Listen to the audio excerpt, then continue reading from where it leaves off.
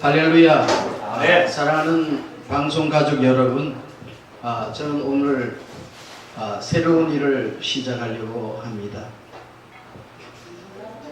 하나님께서는 우리에게 언제나 말씀해 주시고 새로운 일을 하는 것을 기뻐하시는 줄로 믿습니다. 아멘. 오늘 제가 읽어드릴 말씀은 창세기 1장 1절과 2절에 있는 말씀을 읽어드리겠습니다. 태초에 하나님이 천지를 창조하시니라. 땅이 혼돈하고 공허하며 흑암이 깊음 위에 있고 하나님의 영은 수면 위에 운행하시니라. 이 말씀 가운데 특별히 창세기 1장 2절에 있는 말씀에 보면은 하나님의 영이라는 말씀이 있습니다. 그래서 새로운 일을 시작한다고 하면서 무엇을 주제로 해서 앞으로 말씀을 드리려고 하냐면은 성령님에 대해서 말씀을 드리려고 합니다. 우리가 조금 전에 읽은 이 창세기 1장 1절에 보면은 태초에 하나님이라는 말씀이 있는데 이 하나님은 히브리어로 엘로힘이라는 말을 쓰고 있습니다. 이 엘로힘은 정확하게 이야기하면은 신들, 복수형을 쓰고 있습니다. 그 하나님은 잘못 우리가 이해를 하면은 하나님은 복수다. 하나님들 이렇게 생각할 수가 있습니다. 그러나 우리가 잘 아는 대로 하나님은 유일하신 분이고 오직 한 분이십니다. 그래서 삼위일체라는 것이 매우 중요한데 성부 하나님, 성자 예수님, 성령 하나님 이렇게 해서 삼위일체 한 분 하나님을 말씀하고 있습니다. 이 하나님께서 천지 만물을 만드셨습니다. 창조의 6일 동안 하나님은 일하셨고 마지막 7째 날에는 안식일을 우리에게 가르쳐 주셨습니다. 그런데 6째 날에 보면은 하나님께서 사람을 만드실 적에 여기에도 보면은 우리가 우리의 모양과 우리의 형상대로 사람을 만들자 그렇게 말씀하고 있습니다. 여기 우리라는 말 또한 엘로힘을 의미하고 있습니다.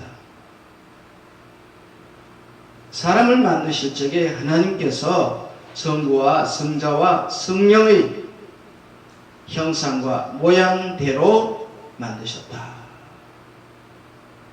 그래서 마태복음 5장 3절에 보니까 심령이 가난한 자는 복이 있나니 천국이 저희 것이며 그렇게 말씀을 했는데 이 심령이라는 말 헬라어로 푸뉴마라는 말을 쓰고 있습니다. 이 푸뉴마라는 말은 조금 전에 읽은 하나님의 영, 영이라는 말은 이 루하흐라고 히브리어에서 표현을 하고 있는데 이 루하흐라는 말이나 헬라어의 푸뉴마라는 말이나 같은 의미를 갖고 있습니다. 다른 표현을 한다고 하면은 우리의 심령 속에 하나님의 영이 임재해 있다는 말씀입니다. 그래서 이 하나님 영이 역사를 하시면은 어떤 때는 양심으로, 어떤 때는 율법으로, 어떤 때는 복음으로 증거하고 있습니다. 그래서 우리가 율법적인 면에서 특별히 십계명을 두고 이야기할 적에 우리가 예수 믿는다고 하면서 다른 신을 섬기면 어떻습니까? 마음이 아픕니다. 하나님 앞에 큰 죄를 지었구나. 하나님이 다른 신을 섬기지 말라고 그랬는데 내가 다른 신을 섬겼어. 이렇게 하면서 마음이 찔림이 있고 회개의 역사가 있습니다. 그런데 출애굽기서 20장에 첫 번째 계명으로 주신 것이 이 다른 신을 섬기지 말라고 그랬는데 이 다른 신이 뭔가 저는 요사이 말씀을 생각을 하면서 새로운 어떤 깨달음을 가지게 되었습니다. 다른 다른 신, 이것은 다른 복음을 말하고 있습니다. 이것이 이방신들도 될 수가 있고, 사이비 이단들이 하나님의 말씀을 혼잡하게 하고 영혼들을 뺏어가는 그런 악한 일을 하고 있는데, 이 사이비 이단들이 다른 복음을 전하는 것, 이것 또한 다른 신의 역사다. 그렇게 말씀을 드릴 수가 있겠습니다. 그러면은 이 하나님의 영, 이 루하라는 말은 어떤 의미가 있느냐? 첫 번째는 숨 쉬는 것, 호흡하는 것. 이 세상에 있는 모든 생명체는 다 숨을 쉽니다. 호흡을 합니다. 호흡이 끊어진다는 그 말은 바로 죽었다는 말입니다. 식물도 그렇고 동물도 그렇고, 특별히 사람 다 숨쉬고 있습니다. 이 숨쉬고 있기 때문에 살아있다는 것입니다. 이것을 우리가 영적으로 생각을 한다고 하면은 기도는 영혼의 호흡입니다. 기도가 끊어지면은 그 영혼은 죽은 영혼인 것입니다. 하나님과 교통할 수 있는 그 놀라운 방법이 바로 기도를 통하여서 이루어집니다. 하나님과 교통하는 것, 성령과 함께하는 것이고, 임마누엘의 역사가 주어져서 하나님이 우리와 함께 계시다, 이 말씀이 이루어지는 줄로 믿습니다. 두 번째는 이 루하라는 이 말 속에는 바람이라는 의미가 있습니다. 사도행전 2장에 보면은 오순절날 마가의 다락방에 급하고 강한 바람 같은 역사가 일어났습니다. 바람은 아마 그 마가의 다락방에서 이 성령의 놀라운 충만한 강림의 역사가 일어난 것은 그때에 아마 돌풍과 같은 그런 모습, 또 그렇지 않으면 태풍과 같은 그런 모습으로 그렇게 임재했을 것입니다. 이 바람은 권능을 의미하고 있습니다. 토나이도 같은 그러한 바람이 휘몰아치면은 집도 날아가고 자동차도 날아가고 심지어는 이 바위도 날아가는 그런 일들이 있습니다. 바람은 권능을 말하고 있습니다. 이 시대 우리 그리스도인들이 계속해서 무기력한 가운데 있다고 합니다. 뭘 기도해도 응답이 되지는 않은 것 같고, 좌절과 낭망 속에서 헤매어지고 있는 그런 모습입니다. 살아있는 물고기는 언제나 물 따라가는 것이 아니라 물을 거슬러 올라갑니다. 살아있는 그리스도인들은 사도 바울이 로마서 12장 1절과 2절에서 말씀하신 것 같이 너희는 이 세대를 본받지 말고 그 말씀 그대로 이 세대를 본받는 사람들이 아니라 하나님의 나라를 위해서, 하나님의 뜻을 위해서 자신을 드리는 그런 아름다운 모습을 지니고 있습니다. 이 방송을 듣는 사랑하는 방송 가족 여러분, 지쳐 있습니까? 피곤해 있습니까? 좌절과 낭망 속에서 그렇게 힘없는 그리스도인으로 살아가고 있습니까? 세상 유혹에 마음이 아직 빼앗기기 때문에 그렇습니다.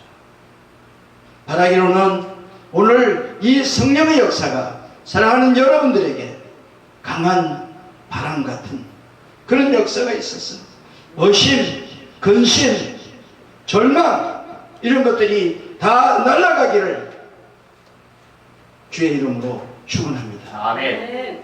또한 그뿐만 아니라 새로운 권능을 받아서 하나님의 새로운 세계를 향하여서 나아가는 그런 귀한 은혜가 있기를 바랍니다. 이러한 성령의 역사가 임했을 적에 어떤 일이 있었습니까?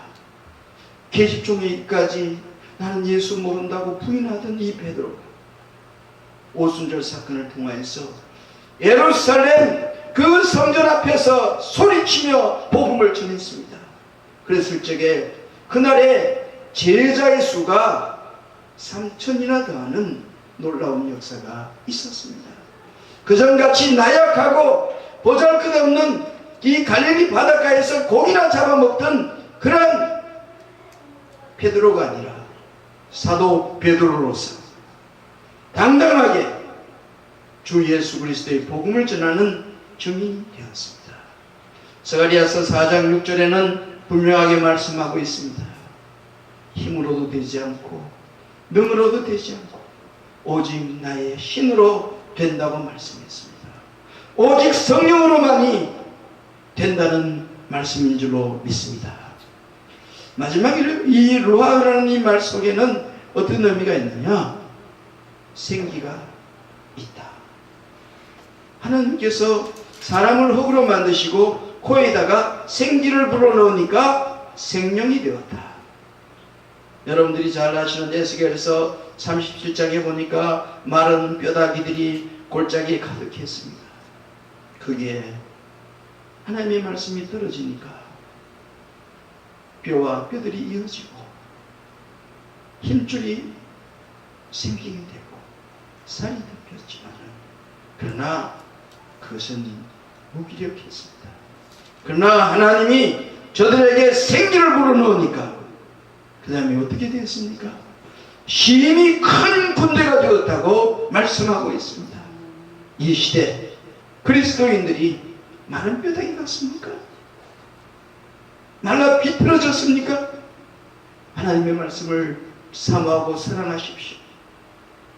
그리고 뼈들이 이어지는 역사, 힘줄이 덮이고 힘줄이 생기고 또 살이 펴져서 그 다음에 생기가 불어넣어져야 됩니다. 하나님의 호흡, 하나님의 숨, 하나님의 바람이 일어나야만 된다는 말씀입니다. 그때에 십자가 군사가 됩니다. 정병이 됩니다. 세상을 이기는 놀라운 능력의 역사가 있습니다. 하나님의 영 엘로힘 루하 이 말씀을 잊지 말아 주시기를 부탁을 드립니다. 감사합니다.